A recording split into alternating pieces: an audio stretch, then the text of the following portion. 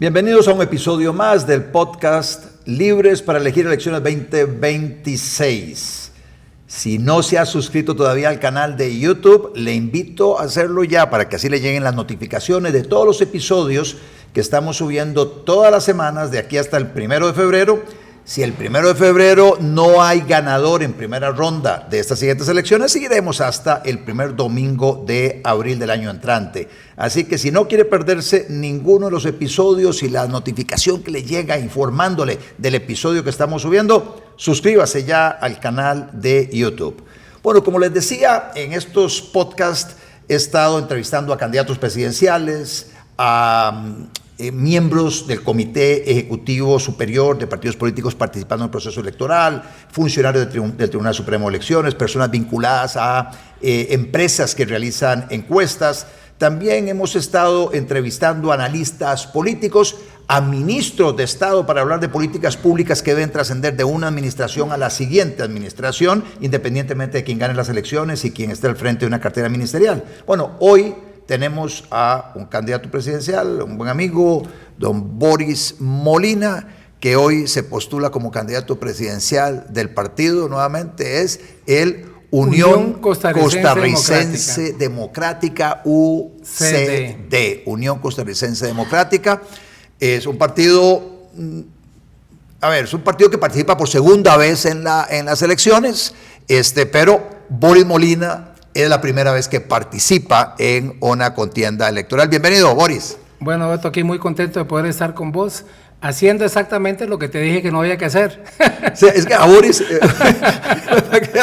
lo conozco hace ya algunos años, es abogado. Antes de eso estuvo muy metido en el tema de seguros, sigue siendo una persona vinculada a seguros, pero un abogado que ya se formó como abogado, ya ha entrado en años, así que también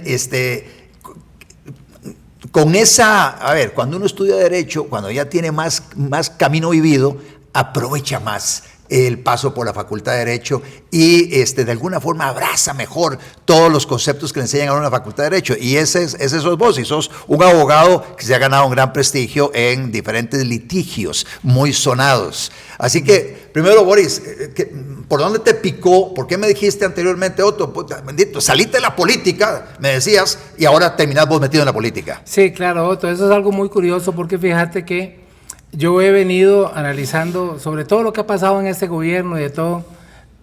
Honestamente, cuando me doy cuenta por ahí de noviembre más o menos del año pasado, de que no veía actores que pudieran realmente cambiar este asunto y que pudieran meterse de lleno en algunos temas que para mí son trascendentales. Por ejemplo, yo creo que uno de ellos, y muy fundamental, es el hecho de que el pretexto de no tener la cantidad suficiente de diputados en una asamblea legislativa no puede ser óbice para que usted pueda hacer algo. Es más, la mayoría de los últimos presidentes no han tenido mayoría legislativa y están obligados a negociar. El primer gran negociador que yo tuve contacto y que me hizo creer a mí en la reconciliación, en la conciliación, en la posibilidad de negociar siempre para obtener cosas, se llama Otto Guevara Gut. Yo entro a una clase, Otto, no sé si te acordás, a una clase de RAC, ¿verdad? Llego tarde a la clase y entro y solo hay chicas. Y yo digo, ok, suave, me equivoqué de curso y pregunto, ¿este es el curso de RAC? Y me dicen, sí, con Otto Guevara. Y yo me quedo así y digo, ¿y por qué solo hay chicas? Es que era el galán de la facultad y las chicas entonces abarrotaban la clase. Era el único hombre en esa clase. Y entonces me acuerdo, Otto, que vos entraste con un sombrero, ¿verdad? Y lo primero que dijiste es, señores, el RAC es lo que está de moda, eso es lo que tenemos que nosotros que promover. Entonces me puse a pensar y yo dije, mire, este país necesita conciliar, este país necesita estar menos en el conflicto. Y lamentablemente este gobierno lo que ha promovido es el conflicto, ha polarizado a la población.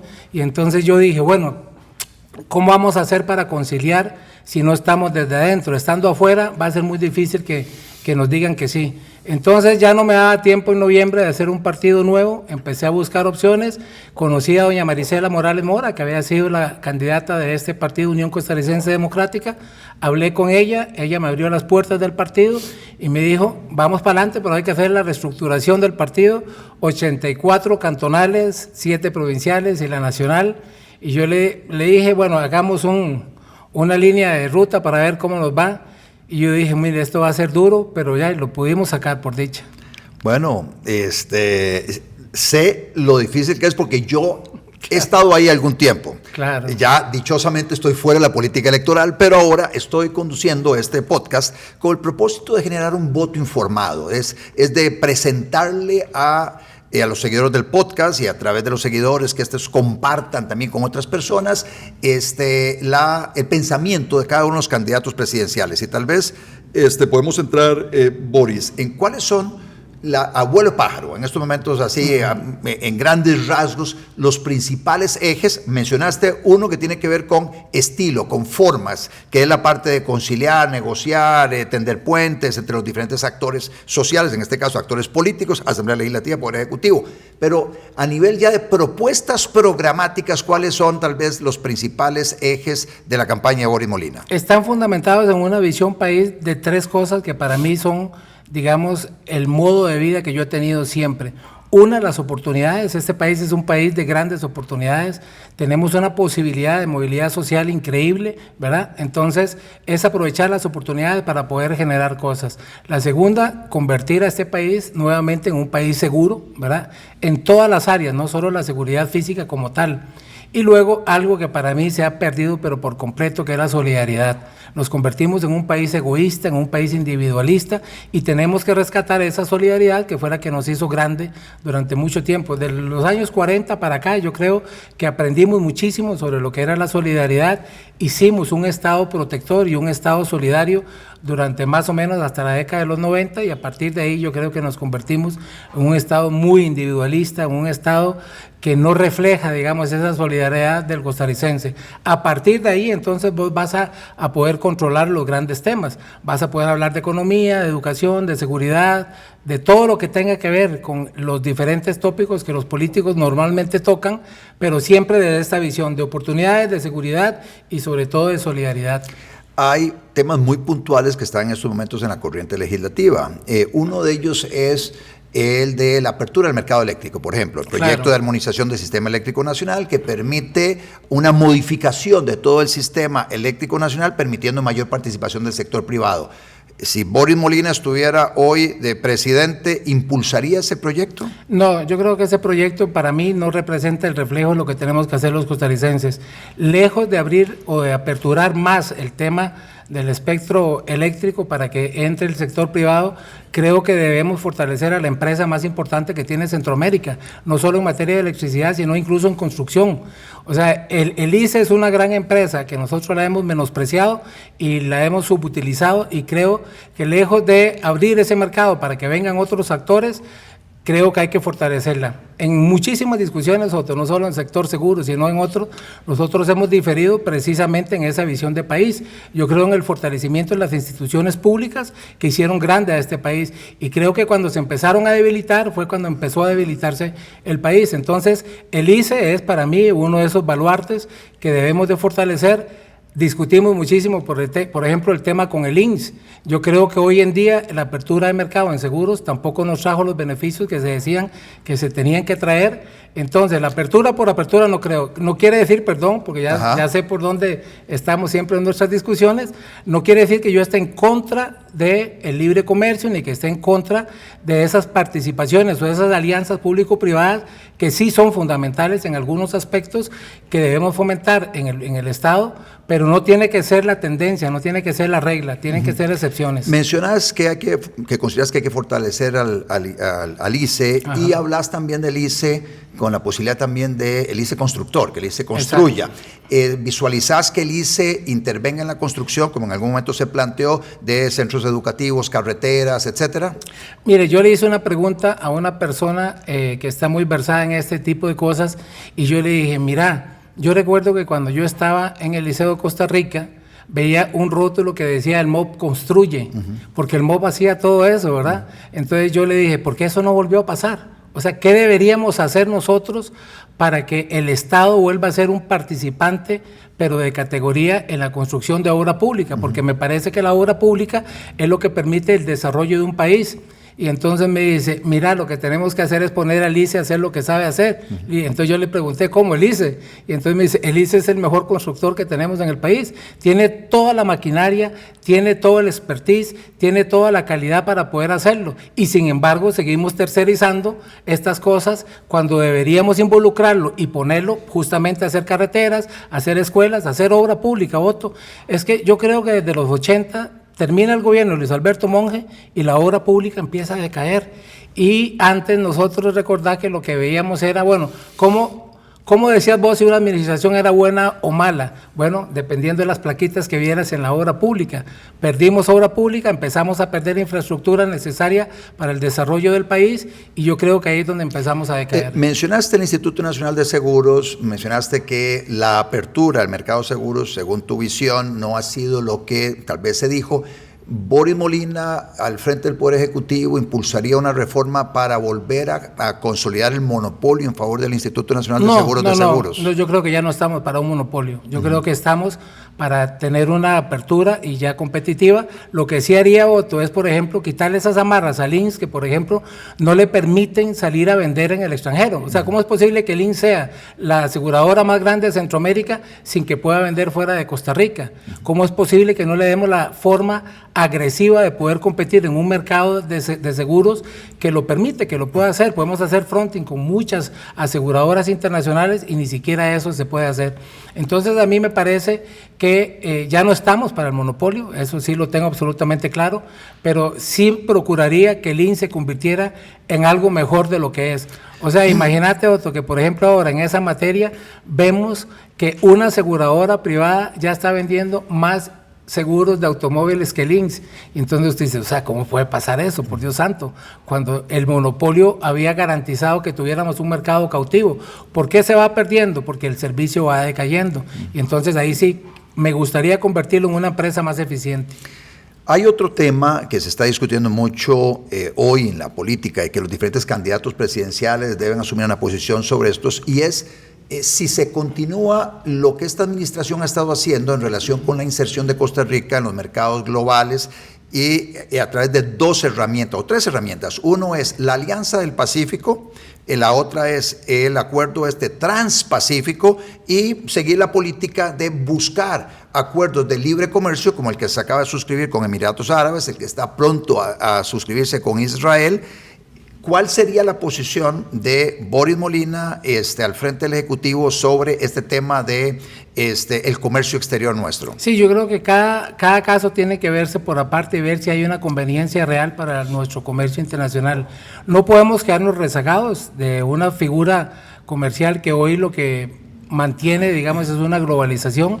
Entonces, creemos firmemente en que Costa Rica tiene que hacer tratados y sí estamos claros en que los tiene que hacer. ¿Con quiénes o cuándo? Es algo que técnicamente se tiene que decidir. Los políticos normalmente cometen un grave error y es creer que su visión política es la que le permite tomar decisiones técnicas. Yo creo que la decisión del comercio exterior es una decisión técnica.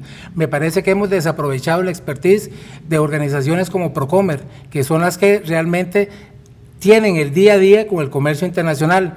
He leído, he palpado, digamos, gente que conocemos en común, que no la voy a mencionar porque todavía están en función pública, ¿verdad? Pero que tienen 30 años, por ejemplo, de estar en Procomer o en este tipo de instituciones y nos dicen, mire, conseguí tal negocio para traer a Costa Rica, estaba tal posibilidad de hacer un tratado con tal país y los políticos se pasearon en todo porque no sabían, no tenían la visión de cómo hacer una relación comercial adecuada en el momento adecuado, porque puede ser que en un momento esa alianza, por ejemplo, tenga una posibilidad de sacar al país adelante, pero puede ser que no nos convenga un tratado.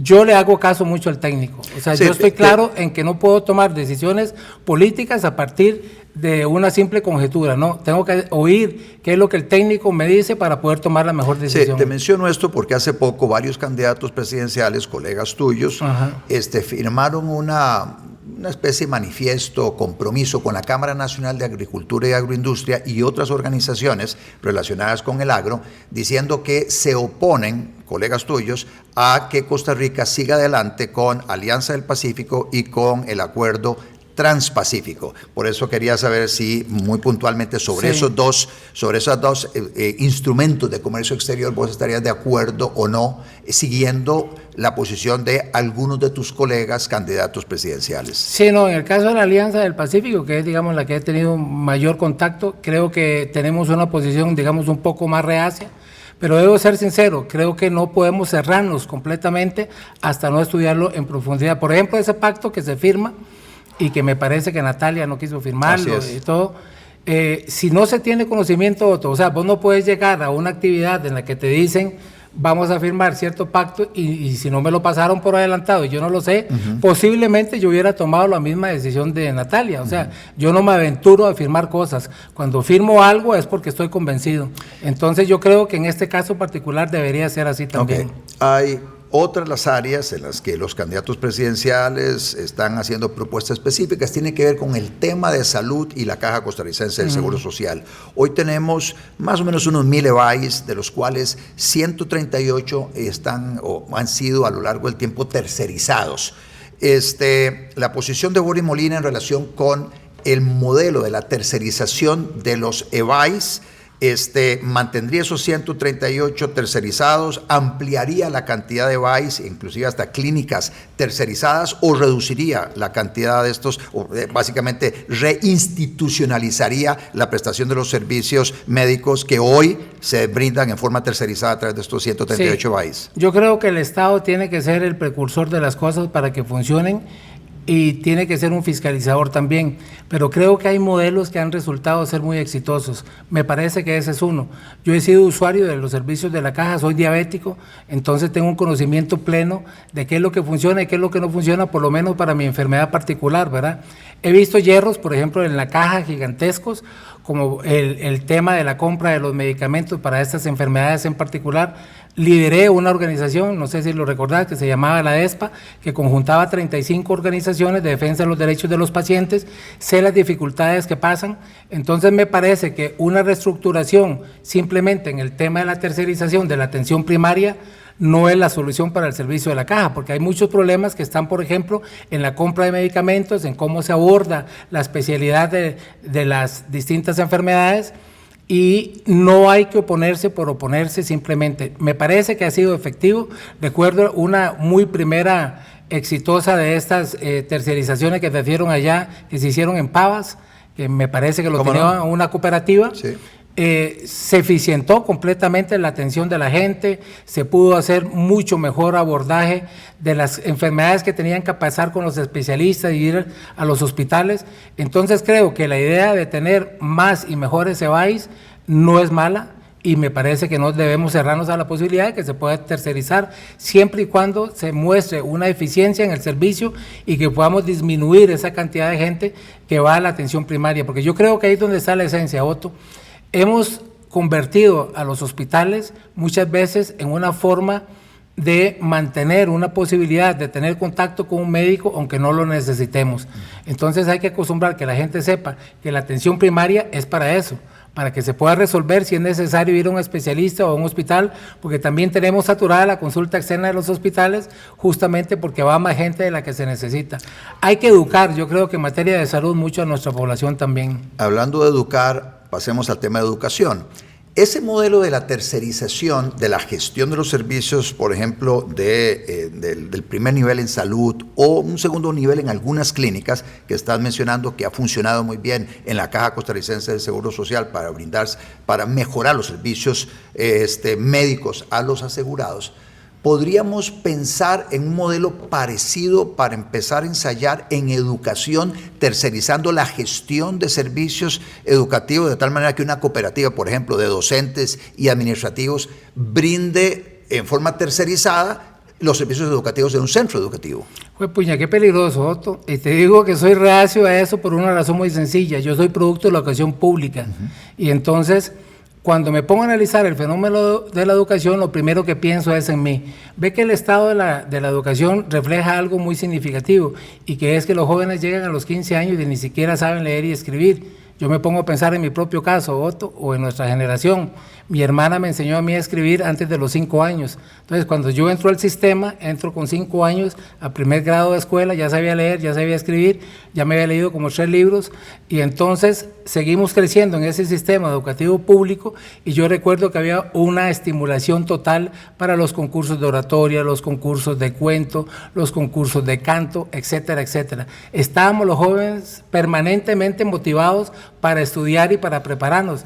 Llego al Liceo de Costa Rica y tenemos aquel concurso que se llamó Antorcha, que yo tuve la oportunidad de participar también, en el concurso de oratoria nacional también, etcétera. Entonces teníamos una educación pública que cuando vos llegabas a la Universidad de Costa Rica y veías los resultados de los exámenes de admisión, los primeros siempre eran los colegios públicos y los privados empezaron a subir después. Hoy en día ya eso no pasa, la educación privada le pasó por encima a la educación pública, o la educación pública disminuyó tanto que dejó que le pasaran por encima. Entonces yo rescataría a Otto esa posibilidad. ¿Por qué? Para poder tener un mayor acceso a la educación de la mayor cantidad de gente posible. Esos niños y esos jóvenes que hoy están metidos en el sicariato, en la droga, en la delincuencia en general, lo hacen porque no tienen ningún tipo de motivación, no solo académica, sino cultural, educativa, musical, por ejemplo. Es algo maravilloso lo que se hace en muchas escuelas, en muchas poblaciones vulnerables, donde se les da un acceso, por ejemplo, a la música y a la cultura, y la educación va creciendo y la posibilidad de insertarse a una sociedad con mucha mejor calidad. Abogo por eso, creo que el Estado tiene que ser el mayor garante de la educación, cumplir con el artículo 50 de la Constitución, que el Estado es el que tiene que garantizar el bienestar de la población. Y entonces, tampoco te voy a decir que me voy a cerrar si hay una tercerización que me logre demostrar que son el coadyuvante necesario para que el Estado lo haga, como se hace en otras materias, Otto. Por ejemplo, en materia de la atención de la niñez, un Padre Sergio con las obras del Espíritu Santo, un hospicio huérfano de San José, son el apoyo necesario, por ejemplo, para que el PANI pueda abordar con mucho mejor eficiencia el tema de la atención de esa niñez, y lo hace un tercero que es privado. Así que tampoco estoy cerrado a que eso suceda. Y a través de un modelo que son como vouchers, en el sentido de que a una persona, a una empresa, a una, qué sé yo, una asociación que tiene a su cargo la atención de una cantidad determinada de menores de edad, huérfanos, bueno, el PANI les traslada una cantidad de dinero para que ellos puedan gestionarlo. Correcto. Y entonces en educación hay, en muchos países está el modelo de los vouchers, sí, donde se le dice al padre de familia, tome, aquí tiene usted este cupón educativo únicamente redimible por servicios educativos. Usted con esto no puede ir a la cantina, no puede ir a la pulpería. Es solo para pagar los servicios educativos, y usted va, entonces lo matricula en la escuela municipal o en la escuela de una asociación sin fines de lucro o una empresa con fines de lucro, pero usted tiene el dinero para matricular a su hijo en la escuela que usted quiera. Y eso está funcionando así ya en otros países. Por eso el tema de la tercerización, o el tema de cambiar el modelo que hoy tenemos y ver si Boris Molina está abierto a considerar esas opciones de gestión de los servicios educativos. De hecho, Otto, en la educación, por ejemplo, lo tenemos de forma muy práctica con el sistema de becas que dan muchas instituciones privadas. Colegios de gran prestigio a nivel privado y de respaldo internacional tienen becados al 100%, ¿verdad? Gente de poblaciones vulnerables que logra salir de un colegio de estos gracias a esas oportunidades que se dan. Yo creo que si se da una tercerización en ese sentido, no podemos estar cerrados frente a eso. O sea, lo mismo que te acabo de decir para el tema de la niñez o para el tema de la salud, podría aplicar para la educación si tenemos un modelo de tercerización que pueda permitir que efectivamente eso se dé. Por ejemplo, lo que hablábamos con el tema de la cultura, con el tema de la música, si vemos el trabajo que hace Marvin Araya con la Filarmónica.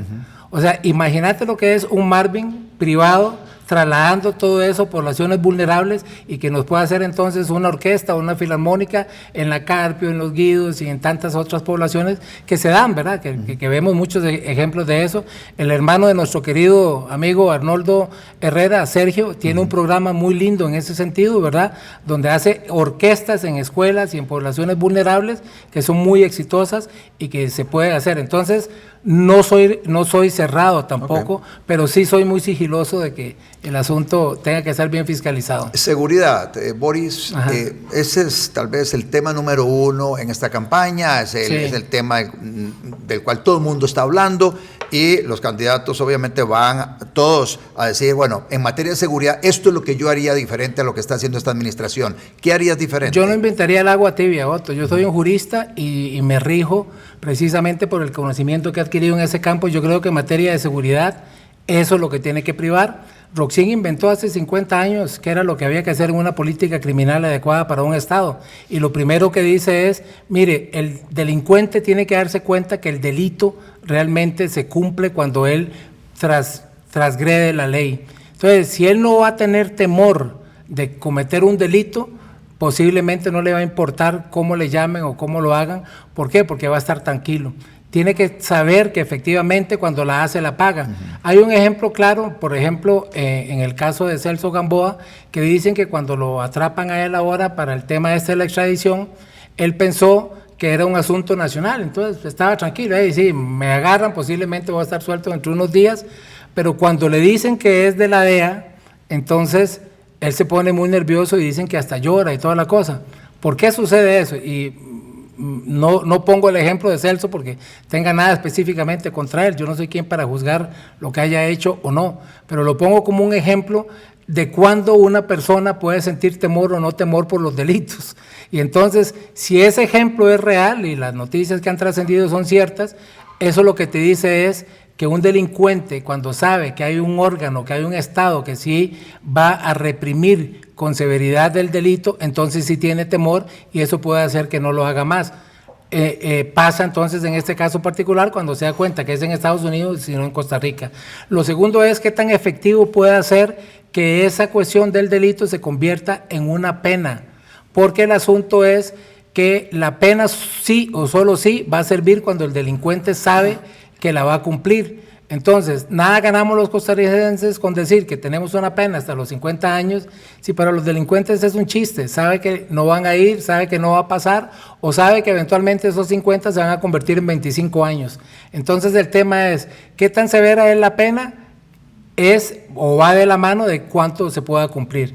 La tercera es, y Roxin lo dice también claramente, que es, bueno, ¿qué pasa si después usted tiene la pena, tiene el delito, pero el tema es si se va a resocializar o no se va a resocializar? Porque si el delincuente piensa que nunca se va a resocializar, no le va a tener temor tampoco a estar permanentemente en el sistema.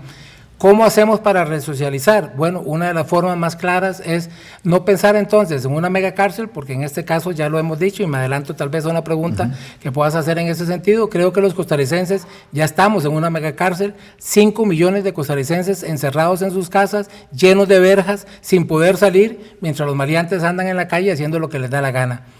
El tema es, no son los peligrosos los que ya están en la cárcel, pueden ser muchos peligrosos, pero el asunto es que son malos que andan en la calle sueltos y esos sí son los que deberían de preocuparnos y ocuparnos. Entonces, a los que están, si vos ves cuál es el perfil de la gente que está en este momento encarcelada, de los 20,000 que tenemos, más o menos 18,000 son por delitos a la propiedad. Es gente que supondríamos que no va a salir a matar a nadie. Es gente que podríamos estar trabajando en las calles, Otto, haciendo obra pública. O sea, no pensemos solo en los que van a hacer uniformes y los que van a hacer camisitas o que van a estar cocinando, no, pensemos en privados de libertad que vayan a hacer obra pública, que no tengamos que estar importando, que vayan a coger café perfectamente, que podamos hacer un convenio entonces con unas cafetaleras grandes, con la gente de la caña, etcétera, ¿verdad? Y que podamos llevar a esos privados de libertad a trabajar. Entonces, si ese privado de libertad está trabajando todo el día, Otto, ¿a qué horas va a hacer estafas por teléfono? Llega cansado a la cárcel y llega a dormir y no está pensando en fechorías. Y lo último es, ¿cómo vamos a hacer en esa política criminal que se necesita? Porque el tema de la seguridad no se resuelve simplemente con más policías, menos Costa Rica, por Dios, o sea, somos un país sin ejército, que tenemos una policía que apenas nos alcanza para poder reprimir los actos más importantes. Entonces, ¿qué es lo que tenemos que hacer? Buscar aliados, o sea, ve lo que pasa cuando traemos un aliado como la DEA. el asunto empieza a cambiar. Entonces busquemos esos aliados que tenemos, países que tienen mucha experiencia en el tema de la seguridad, tenemos que convertirnos en aliados para que nos enseñen justamente a cómo tratar ese tema en forma directa y que podamos realmente convertir a este país en un país seguro. Yo cuento siempre la historia, Otto, que yo a los 7 años iba a ver a nuestro glorioso equipo de la Liga Deportiva Alajuelense a tu tierra, a Punta Arenas, y mi papá me dejaba en el Pacífico, en el tren del Pacífico, a las 7 de la mañana y me recogía como a las 5 o 6 de la tarde, después de venir a ver a la Liga contra Punta Arenas. No estaba pensando en si me iban a robar, si me iban a secuestrar, si me iban a violar. No, era un país muy seguro. Los costarricenses vivíamos bien. Eso es lo que yo añoro, que volvamos a salir, no estar encerrados en las casas. Por eso cuando la gente se pregunta también, mire, estamos pensando que la seguridad es el tema más importante. Yo creo que no. El tema más importante es el costo de la vida, Otto, porque hoy ya no estamos pensando en si nos van a asaltar cuando salimos. No, es que ya no tenemos nada que nos roben, porque ya la plata no nos alcanza para llegar al fin de quincena o para llegar a fin de mes o para saber si nos cortan la luz o si nos cortan el agua. Entonces, antes de pensar si me asaltan, tengo que ver cómo genero algo para que me puedan asaltar. Muchas gracias, Boris Molina, candidato presidencial. Unas palabras finales, Boris, para nuestros seguidores. Yo quiero decirle a todos los costarricenses que aquí tienen una opción en el Partido Unión Costarricense Democrática, en Boris Molina, una persona que se ha preocupado por hacer en este país las cosas con hechos, no con palabras, y lo que le podemos ofrecer a todos los costarricenses es la oportunidad de aprovechar las oportunidades que este país nos da, hacer un país más seguro y sobre todo un país más solidario. Cuentan con una verdadera opción en estas elecciones para poder cambiar este país y sacarlo de esta inconformidad que tenemos en los últimos 3 años.